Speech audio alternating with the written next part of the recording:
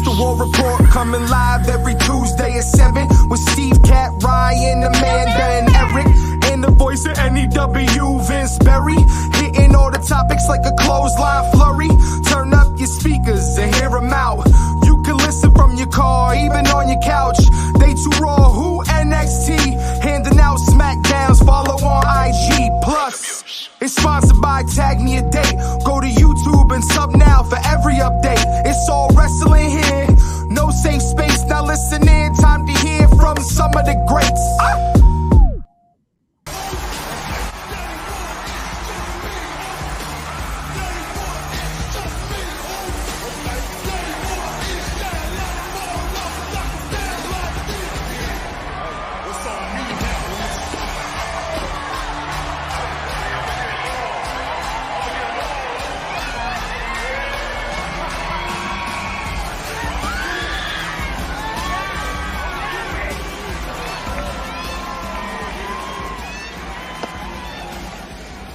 Welcome, everybody, to another edition of the War Report After Dark. Another week in wrestling. Jey Uso put on one hell of a championship match against Seth Rollins. So we have quite a bit to talk about, but welcome to another edition of the War Report. Oh, yes, indeed we do. We're moving on from Survivor Series and full steam ahead towards the Royal Rumble. And even now, there's still so much time between the Royal Rumble and present day that you've got time for, like, in between feuds before the Rumble or leading up to the Rumble. It doesn't necessarily mean that, like this Cody Nakamura thing, which we'll get into. But it's just interesting that we've got there's a big gap between pay-per-views right now. That there is also a Saudi Arabia show in between, isn't there? There's a Saudi show, I think, in January. Oh, that explains the gap. Yeah, I always forget about those. I shouldn't, because now they matter, but I always forget about them. It's not even though that they matter. I mean, they do, but it's always a good show, and the presentation's always good. I mean, it gives you WrestleMania feels with all the pyro and the staging and the type of matches they have. Go ahead, Bob. My only issue with them, Steve, you're right. They do have quality matches. However, they're very predictable. They are very predictable. There's nothing worse than predictability. And unfortunately, they could never. I feel like a SmackDown show could be more like wow than a. I agree. And I think a lot of that is really just to please the Saudi prince and really what they want. And that's maybe why it's so predictable. And they also don't necessarily want huge things to happen there, that are going to lead to, let's say, a Royal Rumble or, things like that. So I don't know. But and that's not to say big things haven't happened, because big things have happened. But I don't know. I don't mind them. Yes, they are predictable. That I agree 100%. But I don't know. Maybe I like the presentation, whatever it is. We lost Vince. I'm sure I'll be back shortly. So, but we do have that to fill the gap. So that will, whatever feud you have now can conclude there, or at least carry on to the Royal Rumble. Okay. Fair enough. Right. Vince, welcome back. Yes. So I don't even know where we should start, because there were some great things. All right, I guess maybe we should start with SmackDown. Okay. Ryan did not get me the music. Mm-hmm. And my bad, because I didn't remind him. But we do have breaking news from David Roscoe over at YouTube. Oh, you didn't get him the Sports Center music. I don't see it on here, and I did forget to remind him. So we'll have to get that for next week. What's up, boys? Seth Rollins versus CM Punk at Royal Rumble for the Heavyweight Championship. David, I have a feeling you are right. Probably. I think that's coming. It would make sense for it to happen there. You don't need either of them in the Royal Rumble match, or that's not to say that they won't be in the Rumble match, depending on where they place that match. Right. You know, it's like part of me always feels like one of the Royal Rumbles should always be the conclusion. Yeah. But I've always been one to say that your world title should always be the main event. So it's tough in that one. Well, I want to. I have this task, right? Because I'm hearing a lot of rumors of this Paul Heyman and CM Punk reunion turning on Roman, which I'm assuming that's when we'll get face Roman. So my question is this: if you put Rollins and CM Punk at Royal Rumble, if you don't run it back for WrestleMania, what do you do with Seth Rollins for WrestleMania? Like, what feud would you have him for? Well, I will say this, just to move back just a minute. With the whole idea of Punk and Heyman reuniting, I do see that happening. I could see that happening at WrestleMania, and that's how Roman loses the title.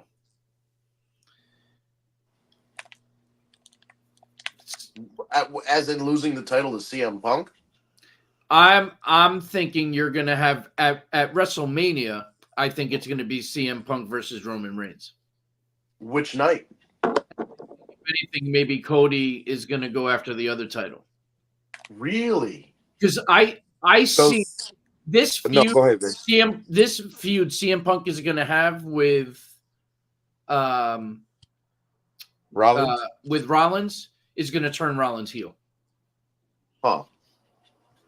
But then, I mean, where does that leave Cody? Right. Well, that's a good question. I haven't figured that part out yet.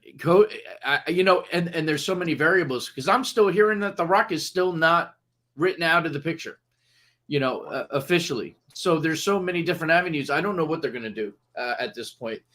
Part of the problem is that we still have 2 titles. Right. It's honestly not a problem with how many main eventers you have. You don't even have enough room for them for 2 titles. If you think about it. Like, you didn't even mention LA Knight. Well, I mean, listen, unfortunately, I'm falling in line with everybody, and it looks like if anything, he's going to wind up going after the US or the IC title. Yeah, the gravy train stopped, man. He's not a main eventer anymore, unfortunately. He came out and saved Randy Orton and then ran right off while Orton celebrated. Like, didn't even get any time in the ring. Like, yeah, that's crazy. Got a great pop when he came out for the save. Yeah, but he should celebrate with Orton. Like, Orton should be out there putting that guy over. Well, right. Exactly. So, but I do want to talk about SmackDown because, let's face it, SmackDown comes before Raw. And SmackDown did have some things that took place. The biggest takeaway is that Sir Randall is now officially a part of the SmackDown roster and gave the new general manager, Nick Aldis, an RKO. And yeah, he did. Yeah, he did. And I don't know if anyone noticed the tweet from Nick Aldis shortly thereafter, but he said, wow, that RKO really does come out of nowhere. So... but it's great to see Orton on SmackDown. It obviously makes the most sense, right? Because now he's got to go after the bloodline for redemption.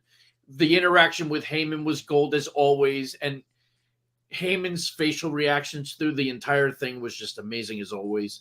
But it was a great segment all around. I'm good with it. But that also, and now they're doing the whole, I invited CM Punk to Raw. I'm going to sign him to the roster. No shit, he's going to sign with Raw. There's no reason for him to go on SmackDown when he's going to go after Seth Rollins. Because that's the match that everyone at this point is going to want to see because they're chanting CM Punk during Seth Rollins matches just to piss him off.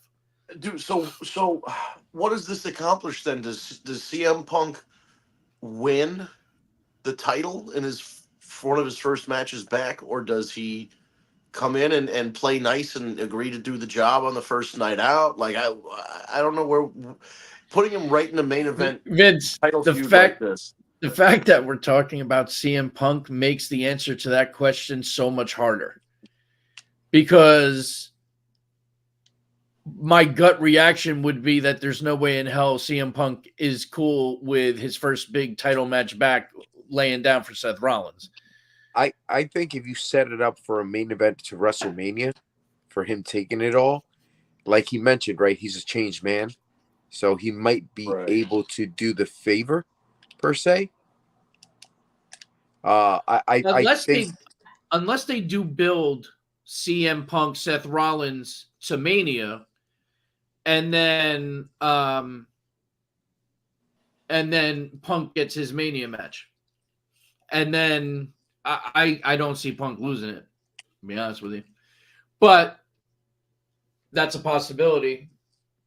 Yeah, have Punk win the Rumble.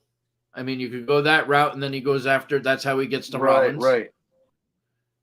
And this is all assuming Rollins still has the belt, but at this point, I don't see him dropping it. I don't. Right. I don't see him drop. That's right. I don't see him dropping it before Mania at this point. You know. Yeah, but that's kind of been the problem with Rollins' title reign. Somebody said it last. I was reading reviews of the Monday Night Raw, and their comment was, "I know Seth is supposed to be a babyface, but why do I want every challenger to beat him?" Well, because I think people are at the point where they're good with the title. They're probably over him. They're over him. But it's also a use. Like, I just feel like it's the same. We're in the same spot we were 10 or 15 years ago when one belt was held by a main event guy like a Roman Reigns or a John Cena, and the other belt was the fucking afterthought with guys that should have been going after the Intercontinental Championship, like a Seth Rollins. Seth is back to being the consolation prize world title holder, right back where we were several years ago. So, like, I don't like I'm with you, Steve. I don't like the second world title thing, and I also think that the second world title is a crutch, because there was only one world title, and I know they had fewer guys back then, but there was only one world title. And think about the guys that were in the late 80s who were all in the WWE. You had Hogan at the top, Macho, Slaughter, Piper, Warrior. You could throw in a fucking King Kong Bundy. You could throw, you know what I mean? There were Ricky Steamboats, whatever. $1 Million Man. $1 Million Man, the Texas Tornado. There were 1,000 of these motherfuckers, and they could only fight for like 3 or 4, a handful of titles. So what did they do? Fucking Earthquake sat on Damien. The Honky Tonk Man hit Jake the Snake in the back of the head, or Jake got blinded by the arrogant spray, and so he's fighting because he lost his sight. Like, they gave these people the Undertaker attacked Macho Man at his wedding reception, or whatever the fuck it was. Like, there were other reasons other than a title to fight. So I think they can just get, like, Bully Ray. You guys Bully Ray said it. This was so funny. He goes, with this feud, all that has to happen is Punk and Rollins need to get into the ring and have a exchange. And Punk has to look at Seth Rollins, and all he has to do is say, "You think these people like you? They sing your song, but they chant my name." And then it's off to the rooftops. And that's how the heel turn for Rollins happens, because Rollins then says, "You turned on me for this guy who quit on you," and he can go into the whole thing. And then that's when it gets personal. They're doing that with Drew right now. Drew's whole storyline is justifiably angry heel guy who has brought up the "you can just quit and come back" thing. Like, yeah, but it's the same, but it's different. Drew McIntyre got screwed by the bloodline and was the COVID champion, whereas this is, you're going to stop cheering for me because this motherfucker returns after 10 years and claims that he loves you guys, or whatever, and he can just, Right. Now, is this all a setup for Punk to actually turn heel? Like, are we just, if he joins Heyman, if he's gonna line up with Heyman, then yeah, absolutely. So that's why I don't see the whole Rollins thing. I do get where you're coming from, that he could be upset at the fans, but eventually, if Punk is going heel, you'll have too many heels at a point, I think, because everybody's going to be heels. Yeah, but they need a whole bunch of people to lose to Cody. Well, and it can be ever fucking lose. But it can be like a tease of Seth Rollins turning heel, but ultimately Punk is the one that turns heel, and then everyone goes back to cheering Rollins. You know what I mean? Like they can do some shit like that. You know, remember this is a soap opera, so you got to pull on the strings a little. Very true. You know, anything else big happened on SmackDown? That was like the real big thing, right? It was Orton. Remember, it was so long ago. I mean, that was the very end of the show, but I mean, I don't think there was anything else like. No, and I'll tell you, I look up the results because I was in a comedy competition on Friday, but the thing that always gets me is I read the results for Raw or I read the results for SmackDown, and there's 4 fucking matches, and they're like 5 minutes long a piece. And it's just like, give me something to hold on to here. Well, I will tell you that on Raw this week, we had 2 solid matches that both went about 25 to 30 minutes long. Oh, thank God. For small right? Matters. Well, because we had the main event, which was outstanding, with Jey Uso versus what's his face? Jey Uso versus Seth, right, because we haven't just been talking about Rollins all night. And then there was another really good match. It was actually there were a few. The Imperium wrestled. They wound up losing. Yeah, there's something going on there, huh? Right, and they're setting that up for the split for sure. Well, and that's the other thing too. Like they're looking to split up quite a few teams because they're splitting them up, and it looks like they're going to be splitting up the Brawling Brutes. So they've been teasing that. Meanwhile, Chad Gable's crew just keeps expanding. But, yeah, I mean that's trying to recruit the Creed brothers, right? Yeah, the Creed brothers. I'll tell you what, man. Those guys. They wrestled a tag match last night. Mm-hmm. I don't know their names, but the skinnier, taller of the two. Right. I think that's the older brother. Okay, right, the older one. One of them's Julius. I don't know the other. He did like a back suplex and a kip up, and then a back suplex and a kip up. And a back suplex and a kip up. He did like 5 perfect kip ups in a row, along with these moves. Like this guy is, they're both amazing. Yeah. But you're going to see big things out of them. They're going to be tag team champions soon. They may actually beat Judgment Day. They're that good. Wow, that's a big prediction. I mean, Al, did you see them on Raw? I did. I think it was an excellent job. I think that was an excellent reach by you, however. I don't see them being Judgment Day. Like, Judgment Day is the hottest thing out right now. Arguably. These kids got here yesterday. I know, but... It's a great shot. It's a great opportunity for them to showcase what they have for future, but... Right. I don't know. They became number 1 contenders mighty quickly. Yeah, you've been a fan of it. They are. They really are. You know, it's a size thing for me. The how big they are and as agile is what's just mind blowing to me. Because there's just shit they do that they shouldn't be able to do, and they do it effortlessly. And they're part of that. They were amateur wrestlers that were sought out, and then trained, so they already had a base. They were already athletic. Yeah, there's one of them, and again, I don't know the names either, Steve. I'm just as bad as you with this stuff. I know one of them is Julius and one of them is something else, but I couldn't tell you which one was which. Point being, there's one of the Creed brothers that is going to be like, if the other, they're both good, but there's one of them that's like gonna be the guy. If one of them's gonna be Geneti'd, is that what you're trying to say? One of them's gonna be a little bit higher up the totem pole than the other one if they split up. If they do the Usos thing and stay together for 10 years, it won't matter until 10 years from now. Now it's like now, and by then maybe they'll be equal, because the thing with the Usos was there was never a point, I don't think, where Jay outshined Jimmy or Jimmy outshined Jay. I think those guys have always been pretty equal in skill, and they both developed it's not like one of them developed faster or is now better. They've both improved so steadily. They're both at the same level now, but it's a higher level than they were 10 years ago. I agree with that. Yeah, but the Creed brothers, if they hopefully if they both stay on the same trajectory, they're both going to be stars. But there's one of them. I was watching one match. And I'm like, they're both good, but this guy's the guy. Like I don't know. We'll have to see what happens. We shall see. I don't really think anything else big on SmackDown. We also did get the announcement that CM Punk will be on SmackDown this week, so that'll be interesting.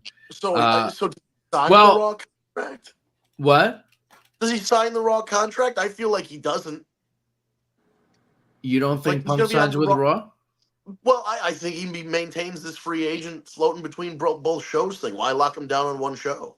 Yep, he's too hot of a commodity. You got to showcase him as much as you I can. am not against that idea at all, but it seems to me like they're setting this up exactly how they did with the Orton thing, and they're both going to come out with contracts, and he's going to pick them. Okay. It'll just so I could be wrong. More interesting. Oh, it would be. The only reason I would even suggest that is that you just said Punk's going to be on SmackDown. And if it's an exclusive, the way that they said he's going to sign an exclusive contract to Raw would mean that I think the Raw general manager wouldn't like him appearing on SmackDown right after. Breaking news! Signed it. Every time. Oh, yes, CM Punk will be on Raw. I just don't know if he's going to sign this exclusive. I guess that's what you mean, David. I think he probably will end up on Raw, but I feel like... I think David is implying that he's going to be right. He's going to sign with Raw, and if that's the case, David, I'm with you. He also wants to know if we think Trish Stratus will come back. I do. I think she will. I don't think it's going to be right now, but yes, I do think if they have something for her, I think she would. I do. Yeah. When's the Royal Rumble? Right. She could show up in the Rumble. I mean, that would be the perfect place for it.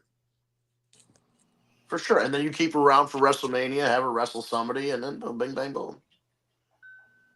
Little tag match at WrestleMania. Take the stress off.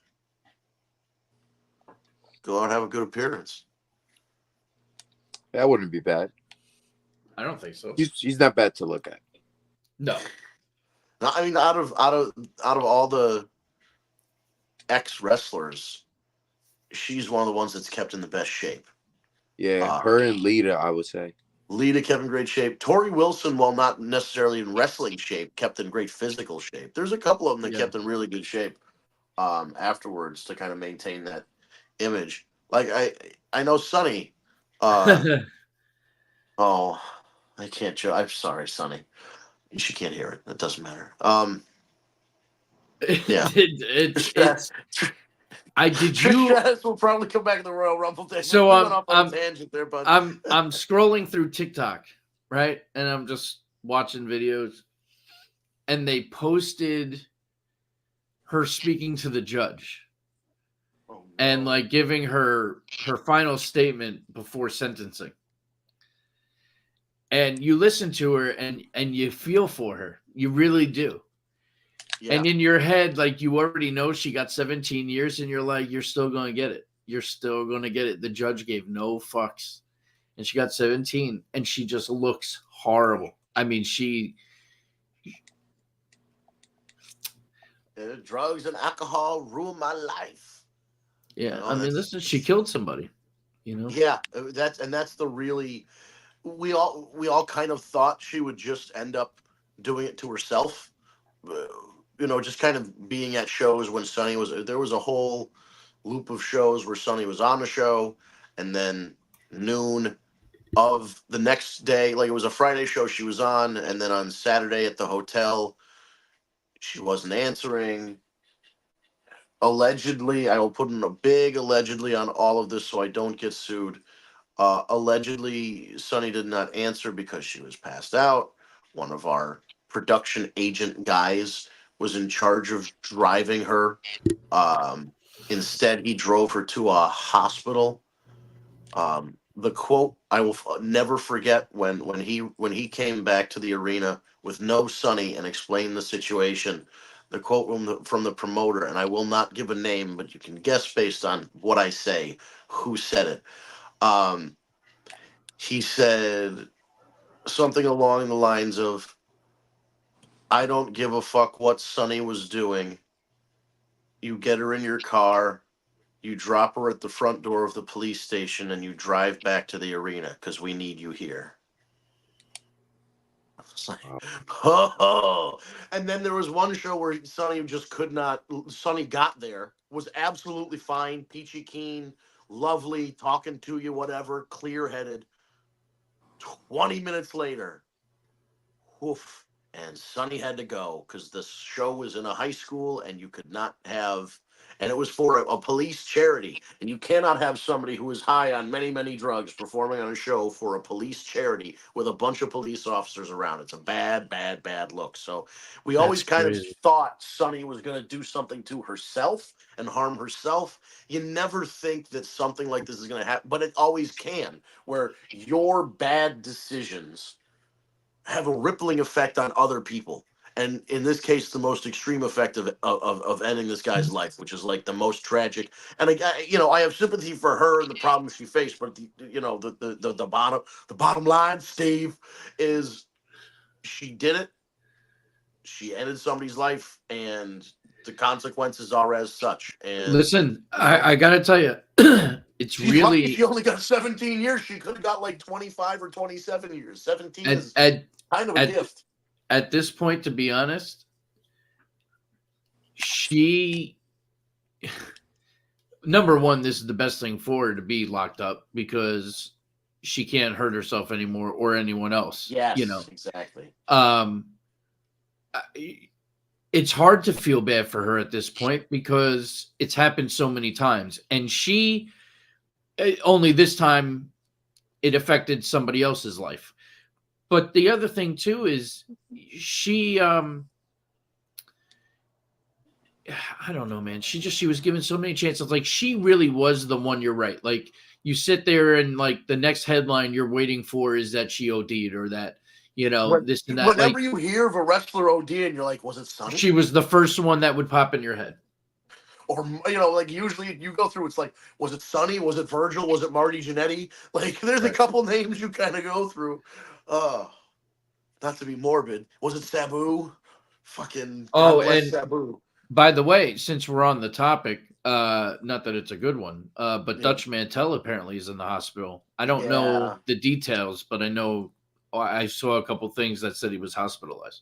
Yeah, there was a video I didn't want to. It felt like it was somebody he knew personally, and they were like doing like a video on their phone, like outside of a fucking gas station or something. It just felt like it was almost like I was listening in on a family member's phone call to like tell you like somebody else's family talking about how their dad is sick or something. I'm like, I don't need to watch this. This is not for me.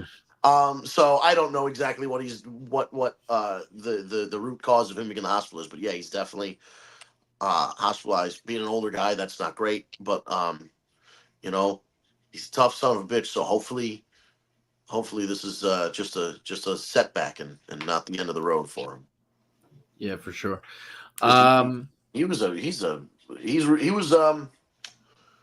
right. There was a big point in TNA where he was like a big part of the creative in like the early days of TNA, and then he came back and did that thing with Jack Swagger and then Cesaro, and like he was great. I mean, whatever happened with Alberto, I mean, we try to forget Alberto existed anyway, so we'll just forget about that. But everything else that he did was great.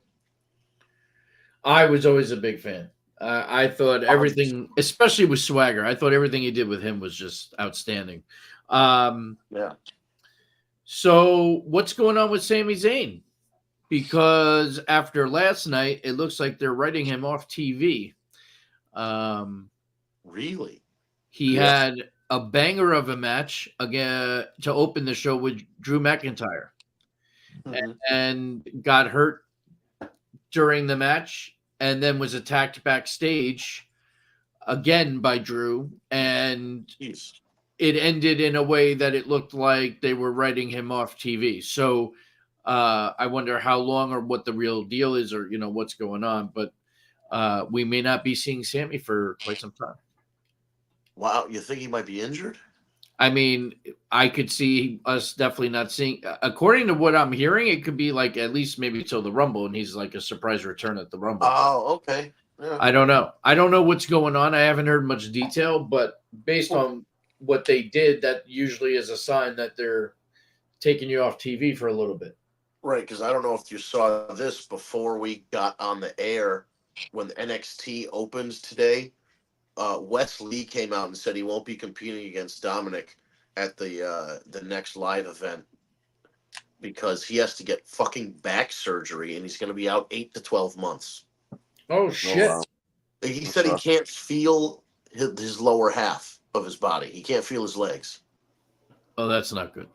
No, and he was out there. He was. They got him in the middle of the ring with a cane, crying or crutches or whatever it is, and just like. I feel so bad because he's a young guy. So that's really shitty. Wow, Dragon Lee's taking his place. Not that it matters, but the headline is that he has to have like major back surgery. That's fucking horrible. Yeah, it really is. But so hopefully it's not that. Like hopefully it's just. Well, listen, it could be. Listen, it could be something as simple as maybe he wants to be home for the holidays, and they're giving him the time off. I mean, that's possible. Yeah. I mean, it doesn't necessarily have to be an injury. I don't want to like create. Right? Like, no, But based on TV wise and story wise, he's. Yeah. It looked like they took him out. He could be taking a break. He's been going. He started that big Sami Zayn run like a year and a half ago, and he really hasn't been off TV since. So maybe he just needs some time. Take a vacation. Yeah. So, but yeah, and that was a great match. I mean, that was a good 25-minute match. Maybe 25-minute match. Nia Jax versus Shayna Baszler actually was a decent match. Really? I didn't hate it. I got to tell you. I saw that match on the lineup and I saw who won, and I was like, "Oh, this had to be dog shit." So it was actually a I didn't hate it match, right? I didn't hate it. I mean, I've seen Nia Jax take bumps that I've never seen her take before. I was pretty impressed. And Shayna, looked good and she sold well, and I actually did not think it was a bad match. I was impressed. Wow. Yeah, I'm shocked. I know. Fucking flabbergasted. I know. But not bad. What else? And then Becky Lynch basically rekindled her feud with Nia and basically told her, I never got my receipt. So for the fucking nose thing. Well, everything that really started the man run. So right. Now that feud is starting now. So that's Nia. That's the next big Becky Lynch feud. The immovable force. Oh, and this is something we most certainly have to talk about. Yes. Cody's next feud. Oh, with Nakamura. With Shinsuke. Which, again, the promo work, I'm loving. Absolutely loving. With Shinsuke and the subtitles. And then the attack with the red mist. And the explanation this week of why he did what he did, which I actually enjoyed. I mean, everything, I like the build. The only thing that bothers me is that this is just another match in the end that Shinsuke's going to lose. It's really ponderous, isn't it? He's the one that challenges all these people, and he loses. Every time. But so, Steve, hear me out here. There's a report from Sports Illustrated that was confirmed by several other people that Kazuchika Okada, the former New Japan champion of the world or whatever. He's not champion right now. He's currently not champion, but he's been champion several times. He's been there forever. He started his career there, aside from a brief excursion with TNA, where he was Okado and dressed like fucking Bruce Lee from the Green Hornet series, which he claims was like the most humiliating time of his career. He didn't know English. The Young Bucks helped him out. Really, the Young Bucks being friends and helping out Okada when he was young led to the formation of AEW, but that's a long, long string, and I don't have time to get into it. But Okada is a free agent as of the first of the year or the sometime in January, and of course he's entertaining other offers. The assumption is that he's going back to New Japan. But imagine you, WWE, have the opportunity to get the ace, the all-star player, the number one draft pick of New Japan, and you have the opportunity to sign him. And how do you convince him? By putting the only other Japanese guy you have that's a main eventer in a feud that he's going to lose, and it's like his 8th feud in a row that he's going to lose. How are you going to convince? People are like, oh, Okada's going to come to WWE. How? They've not proven once that they know what to do with these guys. Somehow they kind of know what to do with the Japanese women. But when the Japanese guys come over, it's almost like they don't know what the fuck to do with them. Nakamura should have been world champion 3 or 4 times over at this point. Between the matches with AJ Styles and everybody else, he had the opportunity, especially that fucking WrestleMania where he punched him in the dick after the match was over. Punch him in the dick during the middle of the match and win. It doesn't. You know what's amazing? What's amazing about that? Yeah. How long has Shinsuke officially been in WWE now? 4 years, 3 years? No, longer than that. 2016. More than that. He's got to be Wow. 8 years, 9 years. That's crazy. That is crazy, right? So 9 years, never been world champion, right? Many opportunities, never been given the rub. 9 years. And it took them until now to figure out how to actually use Shinsuke to the best of the ability, with the exception of the fact they still don't have him winning the big one. But the presentation, the way they're doing the promos now, and him being heel. I mean, we've had heel Shinsuke, but this is a different Shinsuke. This is like New Japan Shinsuke. So they're finally getting that right, but they still don't give him the win. Yeah, because if you're setting up, he should have gone over on Rollins. Quite honestly, he should have gone over on Rollins. Yeah. So I don't know. It's good. Like, it's like carrying Cross. Yeah. He can't catch a win versus with the fuck any. It's just, I don't know. Yeah. I don't know. I don't know where any of it's going, because like it's only gonna last. It's not, maybe a feud with Shinsuke lasts through Saudi Arabia and then through into the Royal Rumble, but like, do you do it that long? Like, and then Cody wins, and then he has to go on to the Rumble, and then where does that leave Shinsuke? Just a really good guy that can cut a good promo and just eat pins? Like, that doesn't seem like the right space for him. That's how many good wrestlers you have right now, though. Because the thing is, you're right. What do you do with Shinsuke? Let him win, but who does he go over? I mean, does he go over a Rhodes? Does he go over a CM Punk? Does he go over a Orton? Does he go over a Sami Zayn? I think he could go over Zayn, Owens, Usos, a Solo Sikoa, that level. Okay. So, he couldn't. No, I'm not saying he should beat Cody, even though Cody probably should lose fucking once or twice in the last 3 years, but whatever.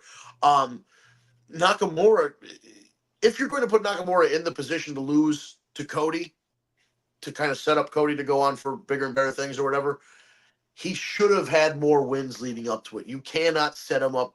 It just seems like a setup to put Shinsuke in another feud that he can't. Fans don't even look. Why do you think that was the first thing I said? Right off the bat, the first thing I said is it's going to be another feud that he loses, and it just doesn't. You're right. You're 100% right. They just keep putting him in these situations that you just know he's not going to get over in the end. It's like Samoa Joe. Yeah. They did the same thing with Samoa Joe. Now look at Samoa Joe might, because Max is legitimately banged up, Samoa Joe might win the world title on December 30th. Which would be amazing. Which would be great, but it's just so funny to see him being presented in a way that he's like credible and could actually win a world title. And if he doesn't, like, finally gets that big world title aside from TNA, like, he's another guy with like Shinsuke, that there was that time period where he was feuding with AJ Styles, and there was like this, that was the time where you pull the trigger on Joe, even for a little bit, just to give him that little bit of credit, and then whatever, they could have even had him in the bloodline. They could have totally done something where like his ancestors are related or something, because all Samoans are related somehow, right? You know what I mean? Related, it's wrestling. You can make it up, but exactly. He could have been the enforcer along with Solo. Imagine those two as a team within the bloodline. Yeah. Like, there's so much they could have done, but they just would have, it was, let's just put him commentary and let him talk about it. What the fuck? He wasted away in WWE. Then they fired him. Then they brought him back to waste him even more. Yeah. That was weird. And still did hired him for no reason to not use him. It's almost like take him out of the market. That was, I think that was part of it back then, was there was so much. WWE was still really the only game in town, and Samoa Joe needed you need a place to work, and WWE comes calling. They're the only big name. You're going there. So I mean, it was a no-brainer for Joe to go to WWE. But now that there's competition, and now that they're between two different major companies, there's 6 major wrestling shows on every week between NXT, SmackDown, Raw, Dynamite, Rampage, and Collision. That's a fucking lot. So now, and that's why I like that Cody moved. I don't know what Cody would be doing in modern. The only way Cody works in modern AEW is if he turned heel and then rebuilt himself as a babyface. So like, there's reasons why guys fit better in different places. Joe fits way better in AEW. Cody's fitting in way better in WWE. I like that I like that there's an opportunity.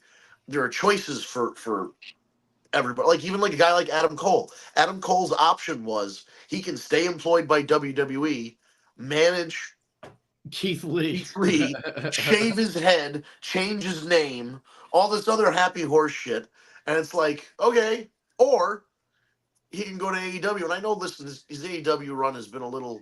Oh, not only go to AEW, but be with my girlfriend or fiance, whatever they are. And really put on, before his couple injuries that really derailed him, he put on a hell of a match with Hangman. He was putting on some really good matches, so I'm hoping he can get back to. Honestly, I think the ankle injury was severe, but I also think that he's further along than they're making it seem like he's still not in play.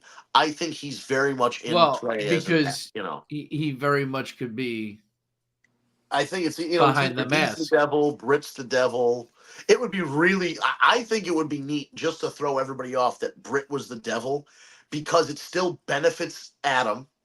Yep. He could still know about it, and he could still be in on the plan, or he could not be in on it at all, and he could be just as blindsided as Max. But Max will never believe that Adam wasn't in on it, and it'll be a whole clusterfuck. Yes, exactly. So it seems like the obvious answer is Adam Cole's the devil. We just go with it. The Kingdom and Wardlow and all these other guys are the demons. We get it. Or Britt being the devil, and then kind of adds a little different wrinkle to it. Somebody threw out, and I don't like this idea, and I don't think this is what they're doing, but somebody threw out the idea that because Max keeps still calling himself the devil, that Max has actually just been the devil the whole time. And it's going to be a big swerve on Cole when they have their. I don't fucking know. It doesn't seem likely, but I feel like that's such a Vince McMahon type of play. It was me, Austin. It was me all along. Right. Oh man. Well, it'll be interesting. He didn't even say that. Holy shit, they're doing it. Do you know why? Because fucking Adam Cole's real name is Austin. They're gonna do it. They're gonna do the stupidest thing just to make a joke. Oh my god, that would be amazing. Max is gonna go, it was me, Austin. I hope not. Oh God. That'd be amazing. That would be great if they do that. That'd be amazing. But Cole. So this thing with MJF, the idea that they float about the bidding war of 2024 and he's going to be a free agent at the beginning. I think Adam Cole. I think MJF already resigned. To be honest with you, that's kind of been the scuttlebutt as well. Is like it seems like I think he signed an extension or something bigger that weekend. That he remember the weekend he walked off and then he came out, lost to Wardlow in like a minute and then left again. Like he got stretchered out, and like that was like, oh, is he staying? Is he leaving? Did they restructure? Yeah, I remember that. That was like so. I think he signed something longer there, or maybe he just signed a bump up for the end of his contract, and then sometime in the last year or so, he's extended. Maybe around All In around Wembley, he extended. But I feel like that deal has been done, and now it's just a matter of like teasing it as if he's going to leave, because I think that would be. If it turns out that the devil is Adam Cole or Britt Baker or someone Adam Cole adjacent and they turn on Max and he's not the champion anymore, the storyline could be Max is a free agent. He's like, why am I going to stick around this company? My best friend betrayed me, this, that, and the other thing. I'm just going to leave. And then they find somebody convinces him to stay.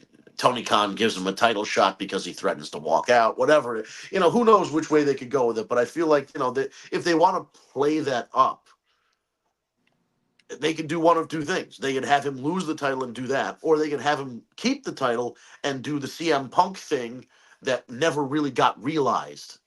CM Punk being off TV with the title it lasted 2 weeks or something, and it would be something if MJF legitimately was like, okay, free agent, I'm gonna go wrestle in Northeast Wrestling, I'm gonna go wrestle at the Monster Factory, I'm gonna go wrestle at Create a Pro, I'm gonna go defending the world title at all these indie promotions. I'm gonna go to MLW. Could you fucking imagine if he went back to MLW? Because he started, and I don't know what. It's where it all started. Yeah. Also, speaking of, kind of related, Richard Holiday, who was with MJF in that group, they were great together in MLW, by the way. Richard Holiday went through cancer for a while and the treatment for cancer, and has now since been declared cancer free, as far as I know, and is wrestling again. He's in phenomenal shape. That's awesome. And I don't know if he's still with MLW right now. I believe he might be, but I've seen him picking up a lot more bookings now, so it seems like he's on the mend. He's healthy. He's back in it, man. So that's it's really cool to see somebody else who, again, just talking about MJF reminded me of Richard Holiday making his comeback, which is fantastic to see. That's awesome. That's always nice to hear. Oh, yes. All right. Anything else on Raw that we want to cover? I don't know, Al, anything else stuck out to you that we didn't mention? No, just R-Truth is funny as hell. He's such gold. He's convinced he's a part of Judgment Day. It's fucking hilarious. It was great. I think it's one of the best things going on TV right now. Very underrated. I hope they keep carrying on with that, They will, because it's R-Truth. And I mean, it's just, that's your comedic shit. His timing, everything is just great. He came out during the Judgment Day match and was rooting them on, sitting in a chair ringside. He was trying to hook up an old school TV in the clubhouse, so they call it. Oh, dude, he's amazing. Amazing. And eventually he's just going to get absolutely destroyed by them. Right, I was going to say there's going to be a point. But Damian Priest sort of has a soft spot for him. So it's kind of interesting. But they could do the Eugene thing with him and just have him hang around for a little while until they turn on him. Or the honorary Uso thing with him, that he could just be the hitman for them. Right. I mean, anything R-Truth does is gold. He really is great. I'm glad he's back. He knocks it out. Yeah, I'm glad he's back. What a difference from his K-Quick days or even Ron Killings. I mean, he was hardcore in TNA. Like early TNA. Dude, when he came out, and I think it was I forget if it was like weed or something or whatever it was that stopped his first WWE run. It was weed. When it was him and Road Dogg, and they rapped "Get Rowdy" and they would go back and forth. I was like, horrible. We were robbed of this. I loved that, and I always had a soft spot for him. And I saw the other reason I had a soft spot for him, aside from the fact that I just early on when I first saw him come on, I'm like, he's got charisma. Like he draws your attention. Like even back in the early days, even being just Ron the Truth Killings in TNA, he was a compelling character. Yeah. So and now he's doing something completely different. But what was the name of the movie where Chris Rock ran for president? Oh my God, I know that. I know what you're talking about, but such a great movie too. Somebody put it in the comments if you know. But if you remember, Chris Rock is campaigning. One of the stops he makes is NWA Wildside, and he's in the ring with NWA champion Ron the Truth Killings. And they actually filmed at an NWA Wildside show. And that's like part of Chris Rock's campaign trail. Because he was like going to parades and malls and shaking hands and kissing babies and all this shit. And they're like, and he showed up at a wrestling show. So he's like in the middle of the ring with the wrestlers. He was also in the movie The Wrestler. He was in there. I love watching that movie I can recognize so many people. Yeah, a lot of people. It was a great movie. Head of State. Head of State. There it is. Yes. That's a great movie, by the way. Really hilarious. That was funny. I haven't seen it in forever, but it was really funny. Yeah, I might go and watch that again now. It's been a long time. I know. I'm just thinking about it now because like I always remember I saw that movie because it was years after Ron Killings got fired by the WWE, and I saw him in a movie. I'm like, that's K Crush. That's K Quick. What is he? Yeah. He's the champ, and I recognize the belt, and I'm like, he's the NWA champion. And then I had to go and do some research and find out about this whole TNA thing. Oh my God. Yeah, he's done well for himself. He's great, and even like the way like Triple H, like even in the press conference right after, he's like, well, I guess we need to talk about the big return of the night. I know everyone's really chomping at the bit to talk about the return of R-Truth. So let's give it up. Like it's great. He's the best. Ron Killings really is I've always been entertained by him because it was 3 Live Crew. 3 Live Crew. That was the group in TNA. It was him. I know. I forgot about that. Him, Conan, and Road Dogg. And that was phenomenal. And then at one point when they were starting to split the group up, it was the 4 Live Crew because they added Cute Kip, a.k.a. Daddy Ass, Billy Gunn. And then they did this whole thing. They brought in Bullet Bob Armstrong, the dad. And the dad was like arm wrestling Conan and shit. I love early TNA is so it just hits a sweet spot of entertainment. I'm not, there were great matches like AJ Styles and all those guys, but then when you got down to it, there was just some weird segment like Bullet Bob Armstrong in full wrestling singlet gear, arm wrestling a grown man, and it was at like lockdown, so they were arm wrestling in the middle of a cage. I'm like, why are we doing this? And that's why I love TNA. Yeah. I mean, listen, early TNA was amazing. It was the Wild West, dude. It really was. The weekly pay-per-views were wild, and then the Fox Sports Net days leading into the days where I remember the first Ultimate X match, like first time we ever seen anything like that. To me, it was amazing. And I think, was it Amazing Red was in that match? I think AJ Styles was probably in that match. I think Frankie Kazarian was in it. Christopher Daniels might have been in that. And then Skip. Elix Skipper. Elix Skipper. And he's the one that did that crazy fucking spot off the top of the cage where he did like the wire walk and then did a Hurricane Rana. Oh, dude, he's crazy. He's him and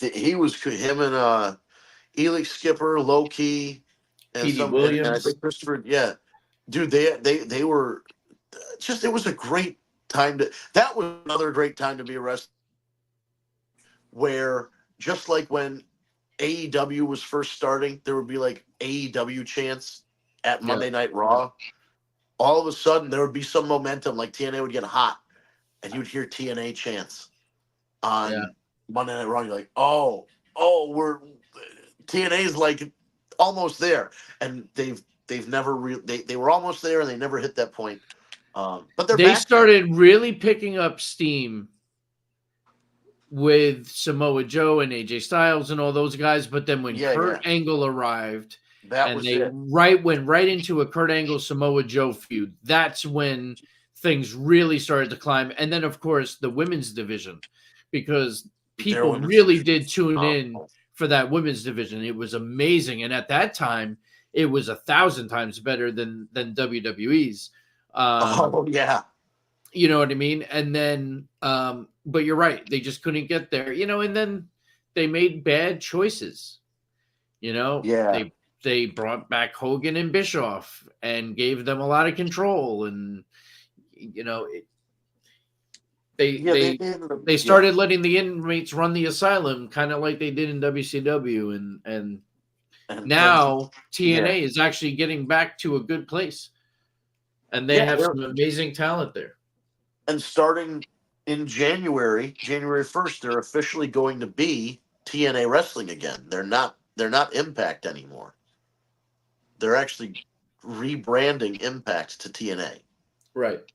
I heard that announcement, which is awesome.